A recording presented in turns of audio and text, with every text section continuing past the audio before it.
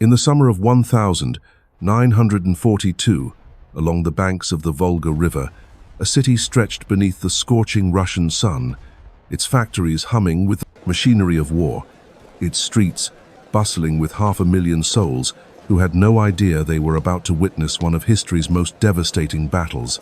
This was Stalingrad, a name that would soon echo through the corridors of power in Berlin and Moscow, a name that would become synonymous with destruction so complete, so absolute, that it would shatter the myth of Nazi invincibility forever. What unfolded here over the next 6 months wasn't just a battle. It was a descent into hell on earth, a grinding war of attrition that consumed entire armies, where men fought not for glory or conquest, but simply to survive another day in a landscape transformed into a graveyard of twisted steel and broken dreams.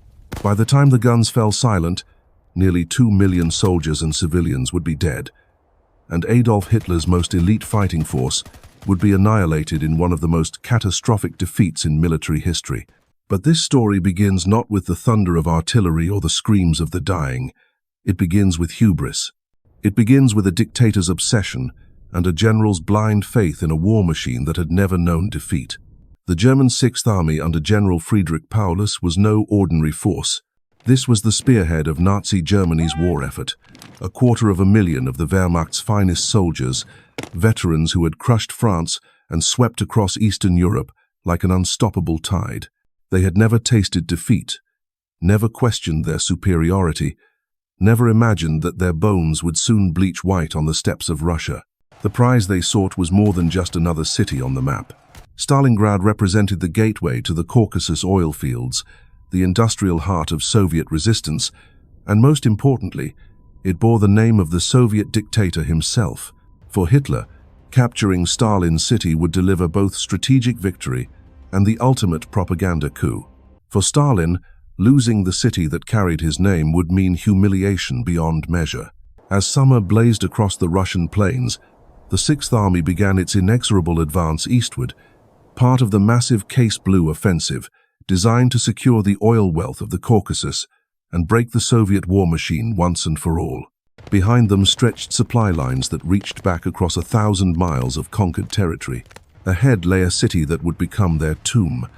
The German war machine that rolled toward Stalingrad in those sweltering August days was a sight to behold. Tank columns stretched to the horizon, their steel tracks churning up clouds of dust that darkened the sky. Artillery batteries followed in endless processions, their barrels gleaming in the sunlight like the tusks of some prehistoric beast. Overhead, the Luftwaffe ruled supreme, wave after wave of Stukas and Messerschmitts painting swastikas across the blue Russian sky. General Paulus himself cut an imposing figure, a Prussian aristocrat with the bearing of a man born to command. His staff officers were the cream of the German military establishment, products of the finest war colleges, steeped in the traditions of Frederick the Great and Clausewitz. They had studied the art of war as others studied poetry, and they were confident that their superior training, equipment, and tactical doctrine would carry them to yet another swift victory. But confidence, as they would learn, could be a deadly poison. On August 23rd, the first elements of the Sixth Army reached the outskirts of Stalingrad. The city sprawled before them like a prize waiting to be claimed, its chimneys belching smoke from the tractor factory, the Red October steelworks, and dozens of other industrial complexes that fed the Soviet war effort. Along the western bank of the Volga, residential districts cascaded down toward the great river that served as the city's eastern boundary and lifeline. What happened next would transform this bustling industrial center into a vision of the apocalypse. At Hitler's direct order, over 1,000 aircraft of Luftwaffe 4 unleashed hell upon Stalingrad. For 7 days and nights, the bombing never ceased. Heinkel bombers and Junkers dive bombers screamed down from the heavens, their payloads turning entire city blocks into mountains of rubble. Oil storage tanks erupted in towering pillars of flame that could be seen for 50 miles.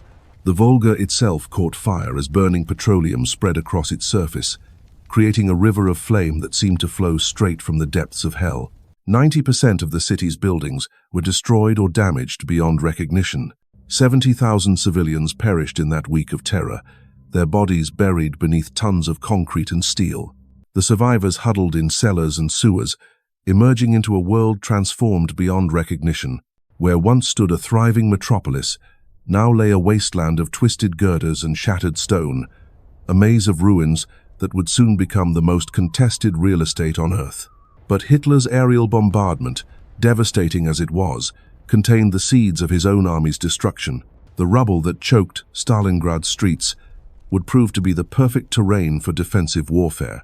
Every collapsed building became a fortress, every pile of debris a potential killing ground. The very destruction meant to cow the city's defenders had instead created thousands of strongpoints from which they could resist. As the smoke cleared and the dust settled, a new sound rose from the ruins. Not the sound of surrender, but the sound of shovels biting into concrete, of machine gun positions being carved from the wreckage, of an entire army preparing to fight to the death. The Red Army's 62nd Army, under the command of General Vasily Chuikov, began to dig in among the bones of the city they had sworn to defend. Chuikov was no aristocratic general like Paulus. He was a peasant's son who had clawed his way up through the ranks, a man whose face bore the scars of the Russian Civil War and whose eyes held the cold fire of absolute determination. When he took command of the 62nd Army on September 11th, he issued an order that would define the coming battle. "We will defend the city or die in the attempt," he declared. There would be no retreat, no surrender, no step backward. The stage was set for a confrontation that would test the limits of human endurance and reshape the course of the war. On one side, the German 6th Army, confident in their superiority and eager to add another victory to their glorious record. On the other, the battered remnants of the 62nd Army, outnumbered and outgunned but fighting for their homeland with the fury of cornered wolves. Neither side could have imagined the horror that awaited them in the weeks to come. Neither could have predicted that this industrial city on the Volga would become the graveyard of Hitler's eastern ambitions and the turning point of the greatest war in human history. The battle for Stalingrad was about to begin, and with it, the slow, grinding destruction of Nazi Germany's most elite fighting force.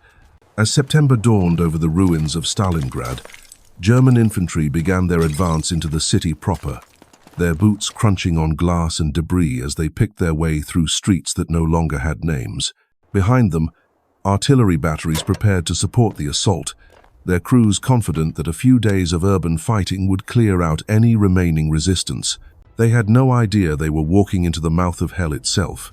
The German infantry that entered Stalingrad in those first days of September moved with the practiced confidence of conquerors. These were not green recruits fresh from the training camps of Bavaria, but hardened veterans who had marched through the Arc de Triomphe and watched Warsaw burn. Their field-grey uniforms bore the dust of a dozen campaigns. Their weapons carried the scars of battles fought from the Atlantic Wall to the gates of Moscow. They expected this to be just another mopping-up operation, another city to add to their collection of conquered capitals. But Stalingrad was different. As the first German patrols penetrated deeper into the ruined cityscape, they found themselves fighting not an army, but a phantom. Soviet defenders seemed to materialize from the rubble itself, firing a few devastating volleys before melting back into the maze of destruction. What had once been apartment buildings became vertical battlefields, with Soviet soldiers holding the upper floors while Germans controlled the basements, sometimes for weeks at a time. Chuikov had developed revolutionary tactics that turned every pile of debris into a fortress. His soldiers were ordered to stay close to the German lines, so close they could hear their enemies breathing. This hugging tactic, as it came to be known, neutralized the Luftwaffe's devastating air power and the Wehrmacht's crushing artillery superiority. German pilots found themselves unable to bomb Soviet positions without risk of hitting their own troops.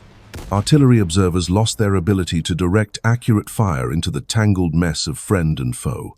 The fighting devolved into something primal, something that defied every principle of modern warfare. Battles raged for individual rooms, with grenades rolled down staircases and machine guns firing through holes punched in apartment walls. A German officer would later write in his diary that they had fought for 15 days to capture a single house, only to discover that Soviet defenders had simply withdrawn to the cellar and continued fighting from below. The front line became not a line at all, but a three-dimensional nightmare where death could come from any direction. By mid-September, 6 of Stalingrad's 7 districts had fallen to German control, but controlling a district in this hellscape meant nothing. Soviet soldiers emerged from sewers to attack German supply columns. Snipers picked off officers from positions that had been cleared days before. The dead lay unburied in the rubble, and the stench of decay mixed with the acrid smoke of burning buildings to create an atmosphere that seemed to poison the very air. The German soldiers, accustomed to swift victories and clear objectives, found themselves trapped in a war of inches. Every advance was measured not in kilometers, but in meters, sometimes in rooms. A young Wehrmacht lieutenant described the horror in a letter home before he was killed by a Soviet sniper. "The front is a corridor between burnt-out rooms," he wrote. "We have been fighting in hell, and hell is Stalingrad." As October arrived with the first bite of Russian winter, both armies had been bled white by the relentless urban warfare. German divisions that had entered the city at full strength were reduced to shadows of their former selves. The 62nd Army clung to a narrow strip of land along the Volga, sometimes no more than a few hundred yards deep, but they clung with the tenacity of drowning men grasping driftwood. Supply became a nightmare for both sides.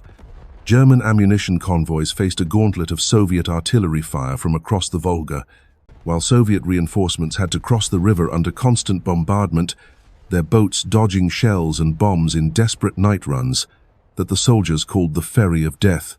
Many never made it. The Volga ran red with blood, and the riverbank was littered with the wreckage of sunken vessels and the bodies of men who had died trying to reach their comrades. But while the Germans struggled to supply their forces through the contested city streets, the Soviets were preparing something far more ambitious. Beyond the Volga, hidden from German reconnaissance, Stalin's generals were marshalling forces for a counteroffensive that would dwarf anything attempted before. Trainload after trainload of men and equipment moved east under cover of darkness.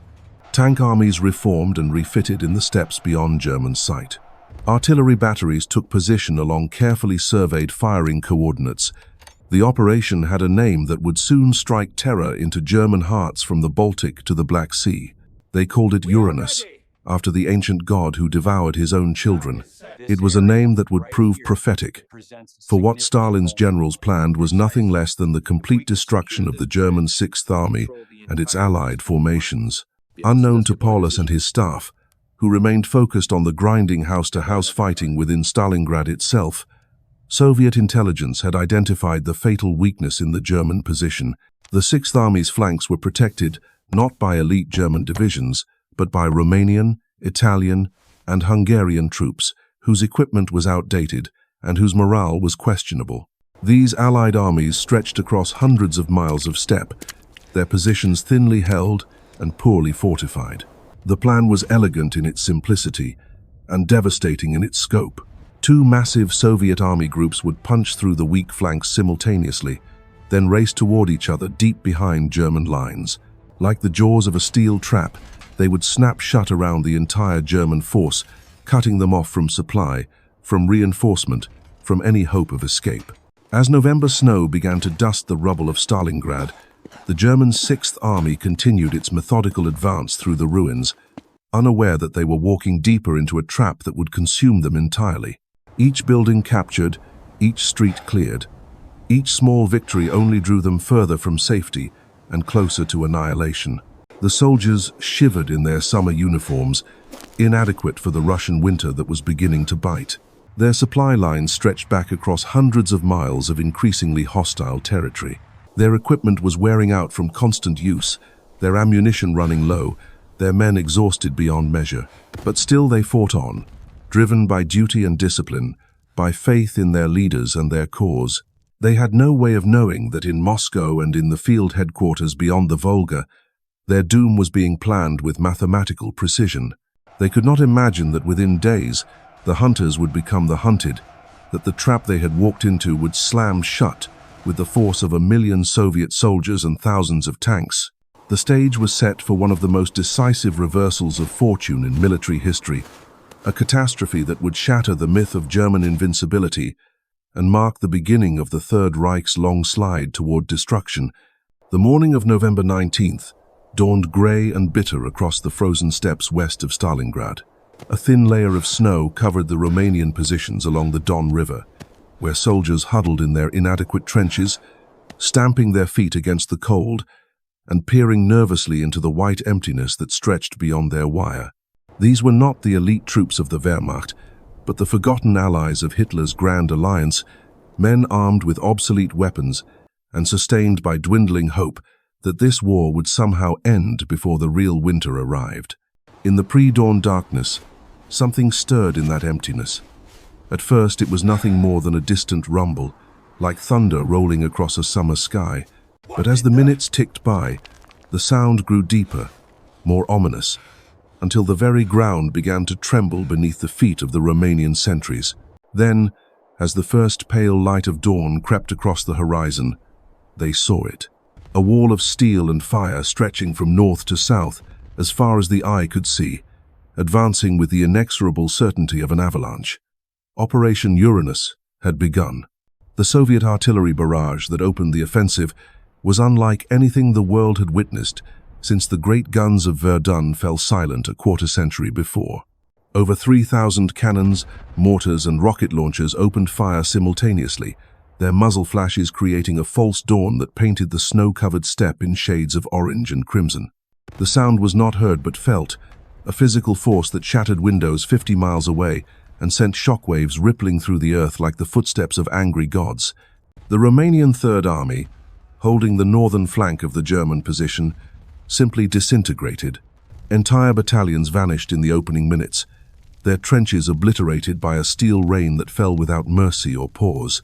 Those who survived the barrage emerged from their shattered positions to find themselves facing the spearhead of 3 entire Soviet armies, over 500,000 men supported by 900 tanks and 1,400 aircraft. The breakthrough was swift and devastating. Romanian resistance crumbled like paper in a firestorm as Soviet tank columns poured through gaps in the line that widened with each passing hour.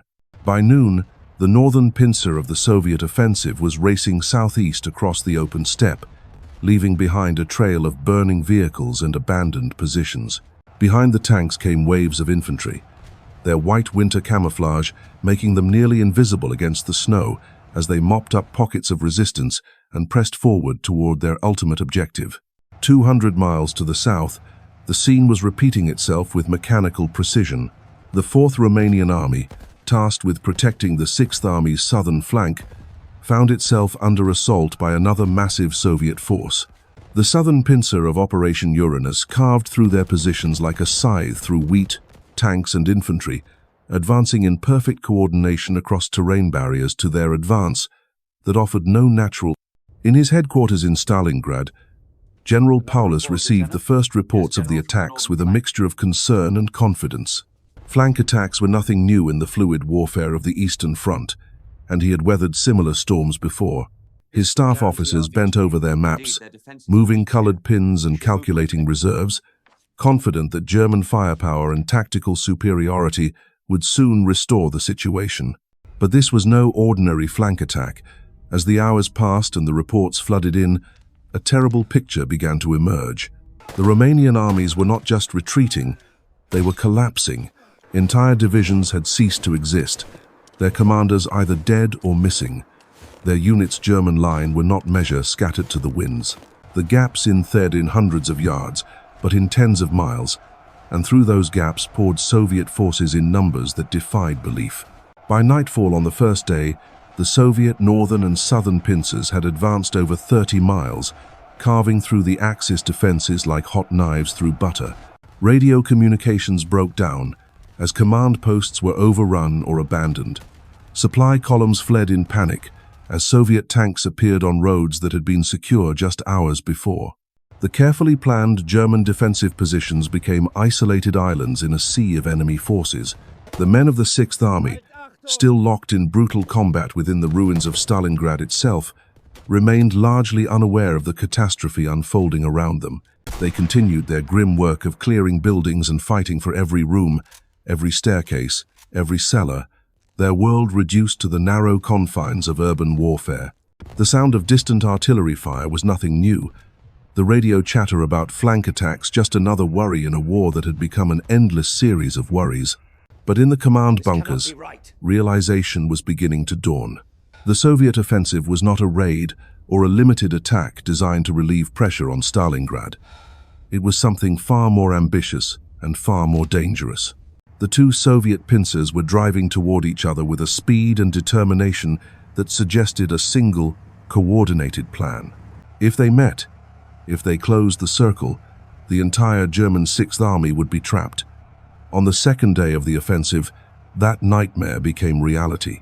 Soviet tank units from the northern and southern pincers established radio contact as they approached the town of Kalach, a strategic crossing point on the Don River, 30 miles behind the German front lines. The trap was closing with mechanical precision, and caught within its jaws were over 250,000 German and Allied soldiers, the cream of Hitler's Eastern Army. The moment of encirclement came at 4 in the afternoon on November 22nd, when advance elements of the 21st and 51st Soviet armies linked up near Kalach. The radio message was brief and matter-of-fact, but its implications were staggering. The German Sixth Army, along with significant portions of the 4th Panzer Army and various Allied units, was now completely cut off from the main German forces. In Berlin, the news struck Adolf Hitler like a physical blow. The Führer, who had been following the battle for Stalingrad with obsessive interest, suddenly found himself facing a crisis that threatened to unravel his entire Eastern strategy. The Sixth Army was not just any formation, it was one of the Wehrmacht's most elite units, commanded by one of his most trusted generals, and now it was trapped in a pocket with no clear means of escape. The German High Command faced a terrible choice. They could order an immediate breakout attempt, abandoning Stalingrad but potentially saving the army. Or they could hold their position and attempt to resupply the trapped forces by air, while organizing a relief operation from outside the pocket. Hitler, true to his character, chose the most aggressive option. The Sixth Army would hold Stalingrad at all costs, while the Luftwaffe supplied them from the air. It was a decision that would doom 250,000 men. Hermann Göring, the corpulent Reich Marshal who commanded the German Air Force, assured Hitler that his pilots could deliver the necessary supplies to keep the Sixth Army fighting. He spoke of air bridges and transport miracles, of German engineering triumphing over Russian winter and Soviet fighters. His words were confident, his manner assured, but his promises were built on foundations of sand. The reality of aerial resupply in the depths of a Russian winter, over hundreds of miles of enemy-controlled territory, against an opponent who had learned the art of war through years of bitter experience, was far different from the comfortable fantasies spun in Berlin conference rooms. The Luftwaffe transport fleet, already stretched thin by commitments across multiple fronts, would have to fly through blizzards and fighter screens to reach airfields within the shrinking pocket. Even if they succeeded, even if every flight reached its destination safely, the mathematics were unforgiving. The Sixth Army required a minimum of 700 tons of supplies per day to maintain combat effectiveness. The most optimistic projections suggested the Luftwaffe might be able to deliver half that amount under ideal conditions. In reality, they would be lucky to achieve a third of what was needed. As November gave way to December, the men trapped within the Stalingrad pocket began to understand the true nature of their situation. They were no longer advancing conquerors but prisoners of war, held captive not by enemy guards but by the iron laws of logistics and geography. Their world had shrunk to a rough oval, perhaps 30 miles wide and 20 miles deep, within which 250,000 soldiers waited for salvation that would never come. The first supply flights arrived with great fanfare, their cargoes unloaded by desperate hands that treated each crate of ammunition and each sack of flour like sacred relics. But as the days passed, the trickle of supplies became a cruel joke. Instead of the hundreds of tons promised, the airlift delivered dozens. Instead of medical supplies and winter clothing, the planes often carried propaganda leaflets and iron crosses, decorations for men who were slowly starving to death. The destruction of the Sixth Army at Stalingrad marked more than just a military defeat. It shattered the myth of Nazi invincibility and proved that Hitler's war machine could bleed, could break, could be utterly destroyed by an enemy it had underestimated. The 250,000 men who marched confidently toward the Volga in the summer of 1942 had vanished into the frozen wasteland of the Russian steppe, their bones joining the countless others who had learned too late that empires built on hubris inevitably crumble under the weight of their own ambition.